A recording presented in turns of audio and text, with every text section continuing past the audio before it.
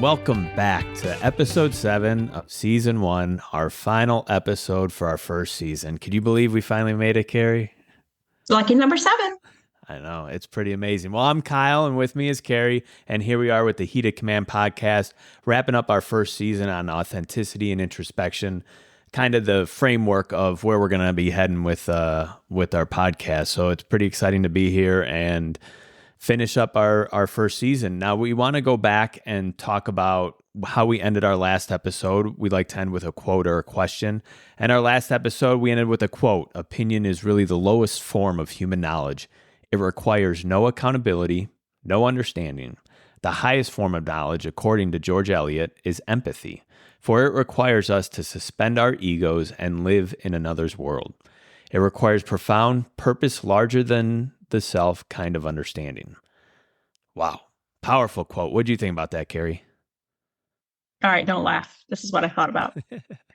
Opinions are like buttholes. Everyone's got one, but not everybody's got empathy, right? Right. That's kind of where I went with that. But you're right. It takes a whole lot to have empathy sometimes and work, but not a whole lot to have an opinion on something. Yeah, I couldn't agree more. To suspend our egos, and we think of ego as like this self-centered and always talking about self, and you have this aura about you, but ego could be not even that apparent in our own lives sometimes. And to really suspend that and put yourself aside and try to live in somebody else's shoes without knowing anything about them. I mean, that's a truly remarkable trait, and one I think, leaders need to have, especially in this day and age and in our society. And that really is what's going to allow you to be exceptional and be the most authentic leader you can be. Yeah, especially when you think you're right. It's really hard when my opinion is I'm right. But the empathetic leader and empathetic human says, all right, what else is at play in this scenario? What else is going on? Yeah. And further out, just to springboard off that a little bit, that empathetic leader is slow to become defensive, right? They're patient, they listen. And those are very important traits to have, to where we listen and want to grow, even if it's somebody that's more junior than us or younger than us. They come from a different world than we did, and they might be able to provide us information that allows us to grow.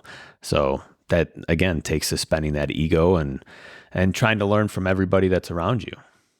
Yeah, I find it's really easy to be empathetic with someone that goes through something that you've experienced, something that a trial or tribulation or an experience that you've had, especially in your career. And you go, man, I had that tough. I'm really empathetic to that situation, or really you're sympathetic. But it's hard when it's not something you've experienced or had even a close resemblance of an experience to. Sometimes that's when it gets hard. It's like, okay, well, I didn't have to go through that. Why is that hard for that person? All right, well, let me figure that out.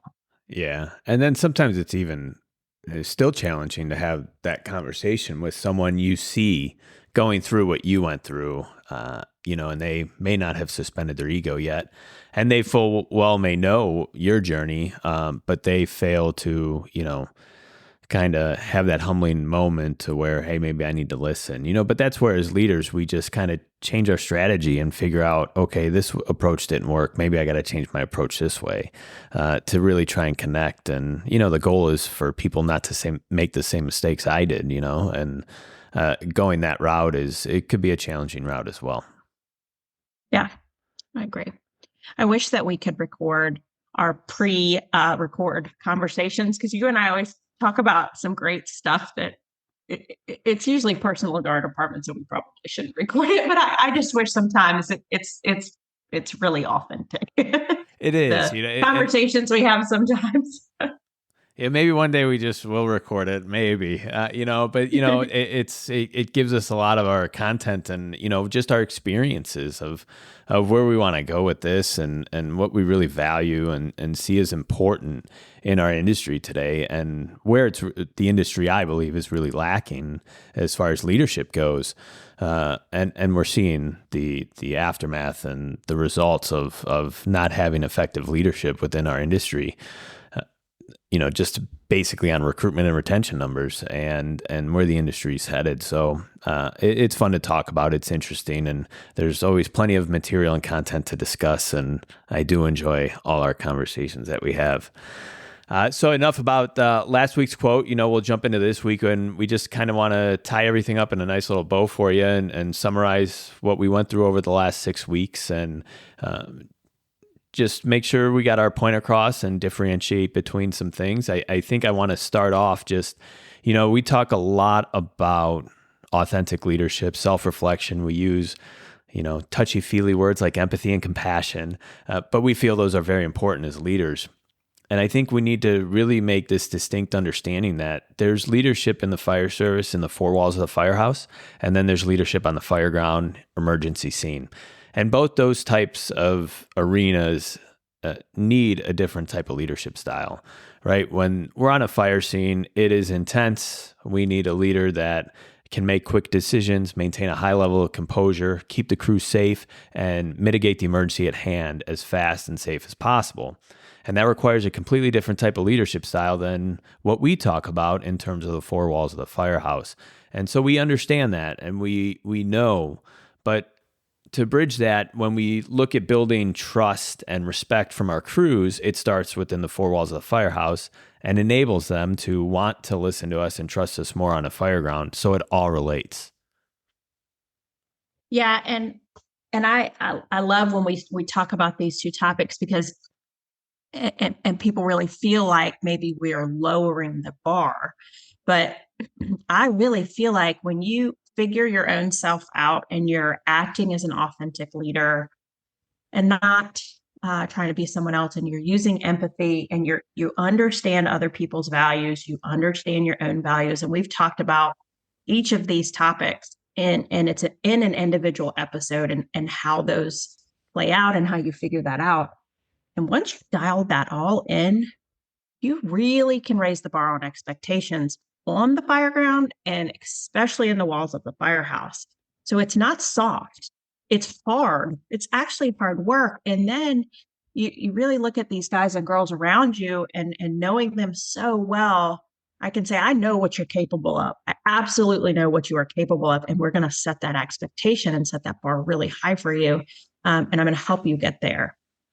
So I love that this is our last episode and tying this all together and how it relates to the work we do inside the firehouse. Yeah, it's we go on the fireground and we want to listen to a leader on the fireground, right? We desire that, and we want to have that utmost trust and respect, and we know that person is knowledgeable, and we have our lives in their hands, and that's what we strive for. Well, you earn that reputation within the four walls of the firehouse. Back in the military, the old saying was, you have to respect the rank, but you don't have to respect the person. And I think we see a lot of that in every industry, not just the firehouse, where we have to respect the titles, and when we go out to a fireground, even if you don't respect them as a person, as a leader, because they didn't earn that within the four walls, you still listen to them, but it's not with that same eagerness, and there might be a little apprehension. So when we look at all this, as you said, we get to raise standards when we really work on ourselves in the four walls, which enables us to work on our teams and build and grow our teams. Yeah, I agree with that. And from my experience and watching some other people grow, I really feel like when you work on yourself and you get really solid in that leadership in the four walls, your confidence improves so much and it correlates over to the fireground. So your confidence increases, your competence, as long as your competence is there, that confidence kind of, and then turn makes you a better decision maker. My favorite quote is, the road of life is paved with indecisive squirrels. Always be willing to make a decision. And if you're confident in yourself and your leadership abilities, and your people are as well, your decision making capability and it really gets dialed in. So it correlates so well between the walls of the firehouse and the fireground for emergency scenes.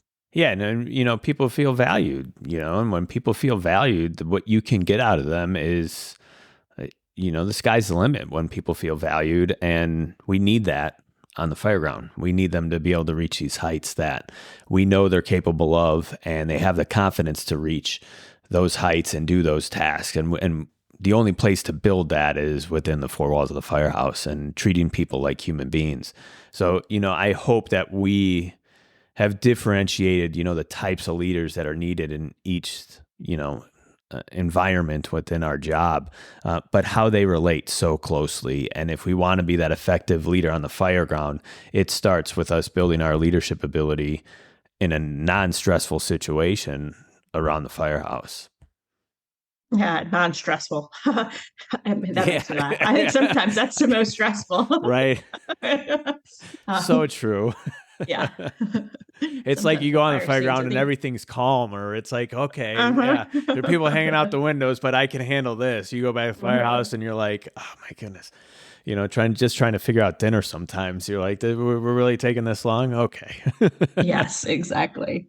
And talking about going back to competence, and when we talk about leadership in the walls of the firehouse and helping your people develop their competence and their confidence, that's where you have to have a whole ton of empathy, because if you've got some people that aren't competent in their jobs, there's no matter how much soft empathetic leadership you have, if you're not getting through to them, you've got to figure out ways to make sure everybody is competent at work.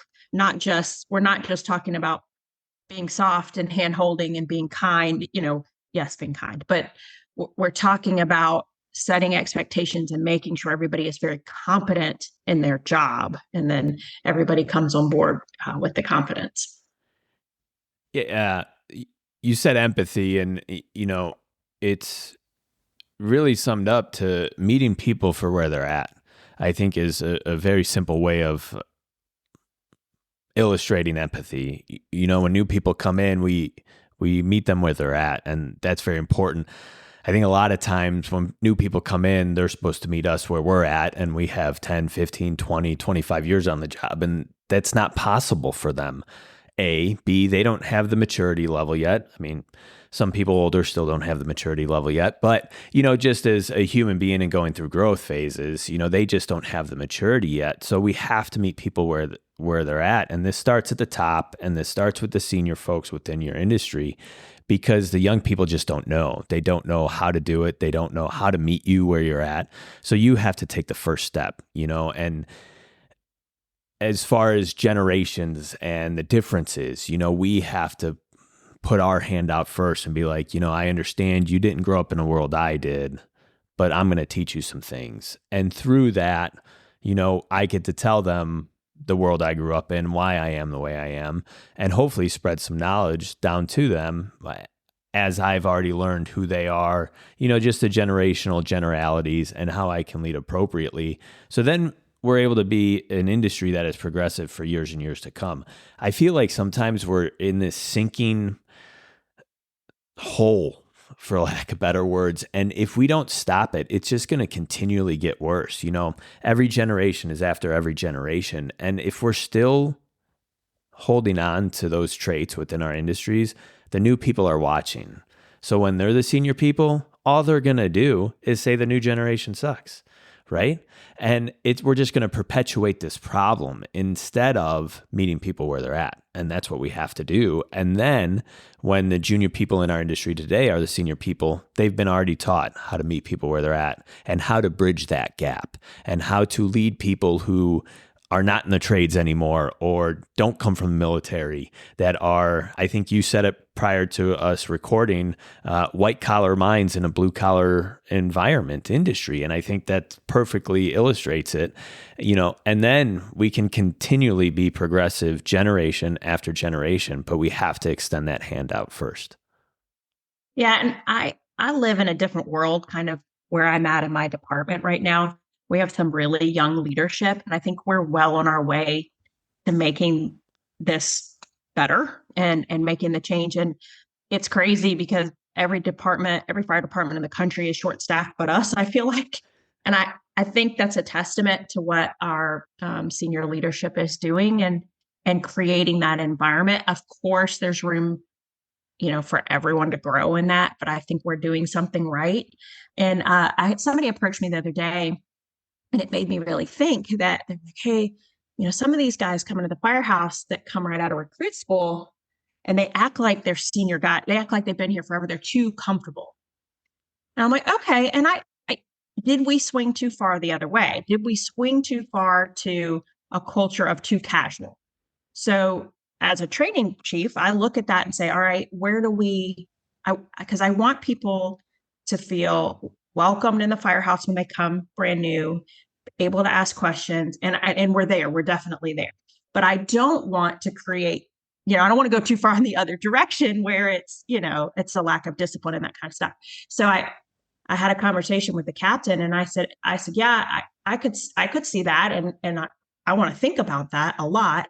And I said, but what I don't want is the other end of that spectrum of when you come in, you're treated like a child, or you're treated like less than.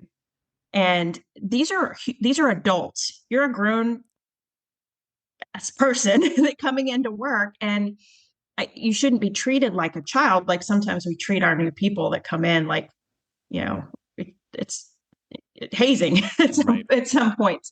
So I think it's neat to look at that balance of what's just right, like Goldilocks, what's just right. Yeah. But I think we're doing a good job here of, getting on our way. Yeah, I think you sum up, leadership is hard. It's a lot of hard work, and it's walking this tightrope and balancing, and you're going to have successes and failures, and maybe multiple in a single day, and how we're going to lead people, and you're going to try things and you're going to fail. And, a lot of people are going to say negative things about you because of that.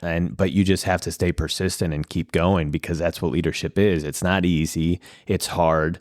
And, to reach everybody, especially now, trying to figure out how to lead each generation on their basis is a very challenging spot to be in. So it's not easy. And I think you summed it up very well in terms of balancing and how we have to just carefully walk and constantly evaluate and analyze the decisions that we're making and what the outcomes are. And then trying to anticipate those outcomes so we can get ahead of it, or, try to reel it back, as long as you're not going the complete opposite way, like you said, on the spectrum. It's sometimes as I become a parent, you look back at your childhood and you're like, oh, I'm going to be nothing like my parents. But then it's like, okay, you go start going down that road, and then it's like, hold on, I can't go too far in the other way, because then that's just as damaging. So it's finding that happy medium of what really works. And that's where we're at. That's what we're discussing, and how do we get there, and the things that we have to do to try and get ourselves there and our organizations there. And I always wonder, how do you know when it's working? How do you know?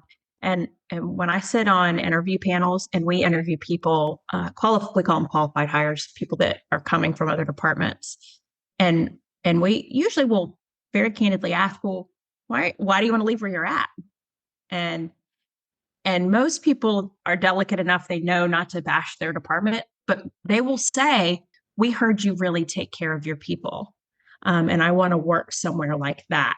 But on the flip side, they will also say, but we also heard you're doing all this amazing stuff. You're carrying whole blood. You have guidelines that are working really good. You have, progressive fireground stuff.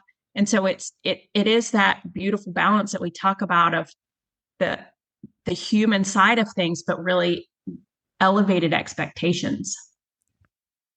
Yeah, I like everything that we talk about, what you're doing, and the recruitment and the numbers you have and the excitement within your organization. That's what drives new people wanting to get involved and be a part, is the new innovation that is coming down the pipeline, the technology, the things that we didn't deal with when we came into the industry, but young people are excited about. And how do we do this better? How are we more efficient? How do we stay safer? And it's so far away from the old way of doing things, but it's a different analytical approach. And sometimes it's well worthwhile to explore those ideas and thoughts and utilize those to progress our industry. Yeah. It's exciting. It's exciting if we keep moving in that direction. Definitely. definitely. Yeah, I think another big thing to wrap up our first season is, I want everybody out there and our listeners to understand that people did not grow up in the same world you did with the same lessons, and even if you're in the same generation as somebody, they still didn't grow up in the same world you did. And that really goes back to empathy and putting yourself in somebody else's shoes without knowing a thing about them. So when you learned how to, do certain things and you got a job at 14 years old, like I did, and you were always working, people are not coming to our industry that way anymore. They were so involved in school and they played sports for a long time, or, whatever the case may be, they were focused on their studies. They're still living at home. We have a lot of younger people still living at home. It's just different. So it's understanding they didn't grow up in the world I did. They didn't see the natural disasters and the things that happen in our country like I did. They saw different things. And you could go back, and we're going to go back and explore each generation in a future season. And we're going to look at that stuff and kind of put some meat behind why each generation has these generalities about them. And we're really going to be able to illustrate that. So it's really understand, just because you see something a certain way or you think something needs to be approached a certain way doesn't mean that that person next to you sees it the same way. And just because they don't see it the same way doesn't mean that they're wrong, or they just need to be led and taught. And that's an opportunity for growth on both ends. Yeah. And I think it's true too, not just for generations, but for genders too. Yeah. Because I hear a lot of, well, because you're a woman in the fire service, this must have been your experience. Well, it may or may not be, but same thing. You can't always compare. Yeah, absolutely. Could not agree more. And then the firehouse and the culture that we live in is a very different culture that most of society doesn't even realize how we live our lives and the things that we do. And for somebody new coming into the industry, it's a very intimidating environment, and especially if they did not, work and start working at 14 years old, and they were involved in different things and they're still living at home. It's just a very intimidating environment for somebody to open up in and kind of be their true self. And it fails us because we don't really get a good look on who this person really is. They're just trying to get through their probationary year. So they're, this facade of nerves and fear. And, we don't get anything out of anybody when they live in that type of environment and world when, they're concerned about messing up or concerned about this. Yeah, they have to be concerned about the job and they have to be showing improvements. But we need to set an environment that allows them to build and grow in instead of just fear and intimidation. Yeah. Yeah. Trying to remember back to, your first few years on the job and what you worried about. And maybe it's, probably different than some of the things they worry about, but a lot of it's probably the same, sleeping through calls and, am I doing the right thing on emergency scenes, and am I comfortable asking stupid questions? Right. Yeah, and hopefully they are, and they're asking questions, or, as senior folks and leaders within the industry, you see something on a fireground that's, not a safety concern or anything, but hey, always look for opportunities how we can build our younger people instead of opportunities to say why they're bad, and that's right. Really the authenticity, the self-reflection, the empathy, and all of it is looking for opportunities to grow people. And yes, we explained it, and you do a wonderful job. That it might not always work, and this job isn't meant for everybody, and that's okay. Yeah. Yep. Yeah. I've definitely experienced that as a supervisor, that I'm going to come along beside you and help you get to where you want to be and where I want you to be and where our department wants you to be and where our citizens need you to be. And sometimes it just doesn't happen and it doesn't work out. And it takes more. Sometimes it takes just as much courage to say, this isn't working for me, and I'm going to go find something else to do, and doing that gracefully. Yeah. Having those hard conversations, but the hard conversations are where true growth happens, and it's puts ideas and thoughts in people's minds, and, hard conversations are beneficial for both sides. And there's, like I said, there's always growth opportunity there. Yeah. So go ahead. So I read a quote, and I wish I'd had it in front of me.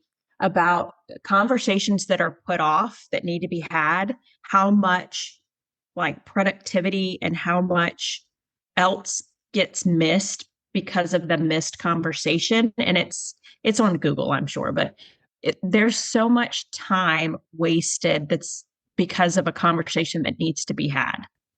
So Yeah. think about the conversation first and then just have it. Yep. And don't get defensive. Be open-minded. Don't, that's the Yeah. biggest thing is that active listening. We're not generating our response before that person is even finished yet. We're literally engaged in listening and not getting defensive. And again, the purpose is growth on everybody's part.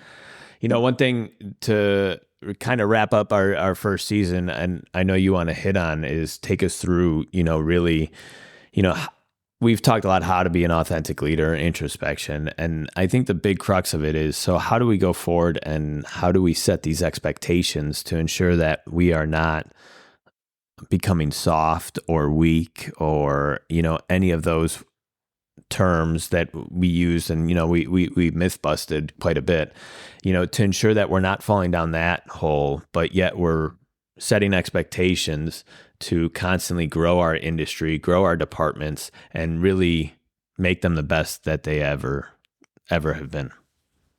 For me, it's always reevaluating my core values. What are my core values? And what are the core values that the people I work with bringing to the table? So once I kind of know a little bit about that, and I know the people that I work with, I know a little bit about how they make decisions and what they need support on and what I can help them with. It's deciding on a purpose. What is my purpose? And I just finished reading a book, and I was telling Kyle about this. It's Peak Performance. It's a book called Peak Performance, and check it out. It was really good. I listened to it on Audible, and it was super good. But they talk about creating, it's like a mission statement, but it's almost like your purpose statement. So it's less mission statement, more personal to you instead of your organization. And what is your purpose? And it changes all the time because you're constantly elevating your own personal expectations for yourself. And then you're also doing that for the people you work with. So what is your purpose? Is your purpose to come to work and change the lives of the people around you? That's kind of broad, but it's stuff like that. Like, is my purpose to be the very best company officer at an engine house? Or is it to be, to be a very effective training chief to make sure everyone is getting the highest quality training in a method that they can receive it in? Whatever it is, that purpose, constantly changing and updating your purpose statement and aligning it with your values lets you set expectations that are really high. And I think you said it, constantly evaluating that. And as we grow and, our positions change, as we mature, our values change over time. I can speak for myself, and mine absolutely did. And so it's reevaluating. That's okay. It's okay for you to change as a person too. And especially if you go down this road and you start doing some really hardcore self-reflection and really learning who you are at your core, you're going to change. Your values are going to change, and all this is going to change, which is going to allow you to set, true, authentic expectations that you really live by every day instead of this facade of this person we have just become and learned to be and cope our way through life type thing. So reevaluating is definitely extremely important, and having those expectations to where we can constantly progress the industry instead of, getting to stalemate or going the wrong direction. Yeah. And it does change. The seasons of our life make it change. I think there was a period of my time period of my life where my purpose, I never knew I wasn't saying it out loud or anything, but was trying to figure out a work-life balance. That was probably my whole purpose for a good 6 months to a year of my life is what is my work-life balance, and how do I make it so I'm successful in all of my roles at home and my roles at work, and I'm not burnt out. So what are your expectations at work then? Ooh. My expectations, one of my biggest expectations is if you see something that needs to be done, and this is usually at like the company level. Like if you see something that needs to be done, just take care of it. Don't wait for somebody to tell you to take care of it. My expectations is it's and I don't know how do I say this politically correct. Everyone else's problems and everything else going on is not necessarily our problem. I, and my husband is a company officer, and he says this a lot. There's almost nothing admin can do that can affect you so much at the fire station to ruin your life. Yeah. So you can come to work and have a good time and have a great attitude, because a policy that changes about what the first arriving engine does, it's in the grand scheme of things, that does not change your life at the fire station. So don't let it ruin these shift wars that take place and the constant negativity is. And so my expectations generally are that kind of thing. Like, worry about your own self. I like to say that a lot, and don't worry about what everybody else has going on. My expectation is to work really, really hard. Like, we're going to work really hard to make things right and good, and not leave any stones unturned. Yeah, I think that's good. I look at, I as a company officer, just running an engine company essentially, and we're becoming a very young fire department, and I still instill the same expectation on everybody. I tell my crews, the less I talk on a scene, the better, because that means you're doing what you're supposed to be doing, and that makes me proud.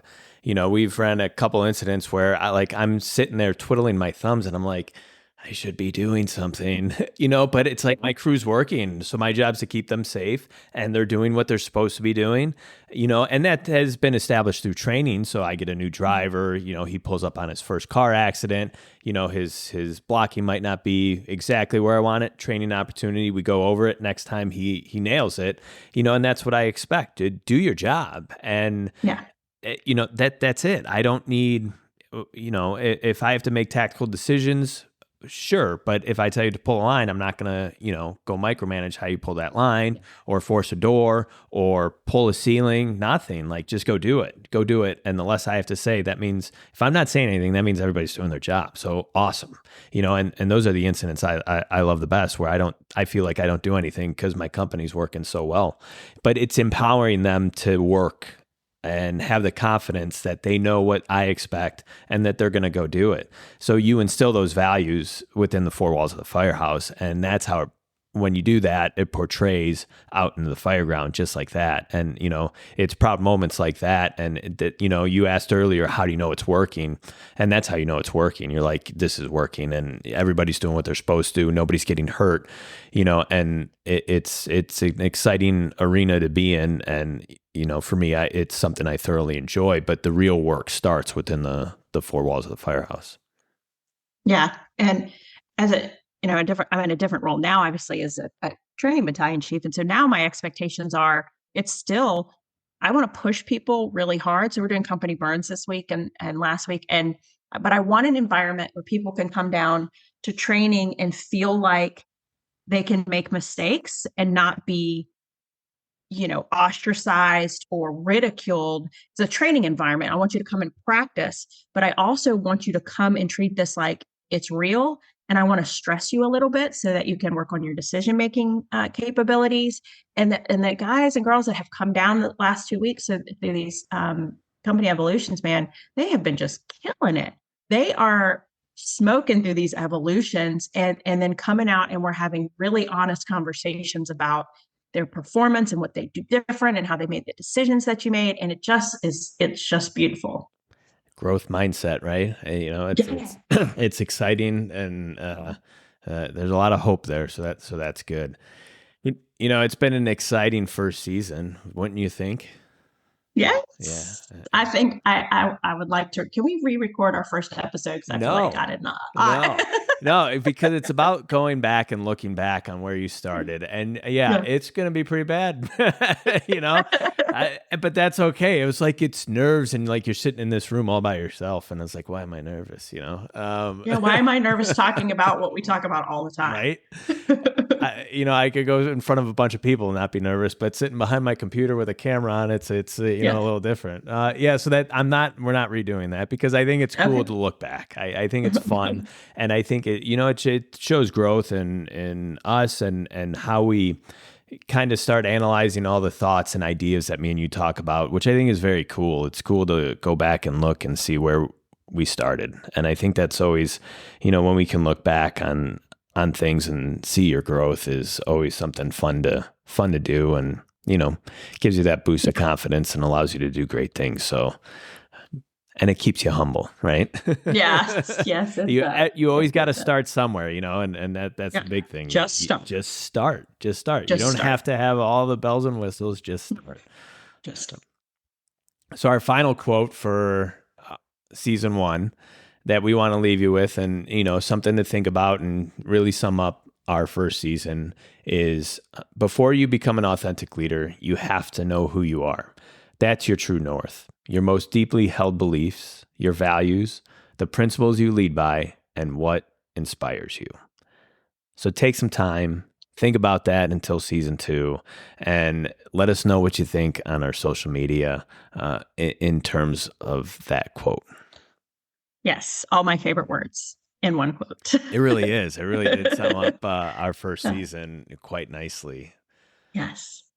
Well, I think this is us signing out for season 1. Yeah, it is. It's been fun, and I look forward to season 2. We're going to go deeper. We're going to keep peeling that onion away, and we're going to talk about some more uncomfortable stuff and really hope to develop some strong authenticity within the leadership of everybody who listens and bring some new innovative thoughts out into the fire service.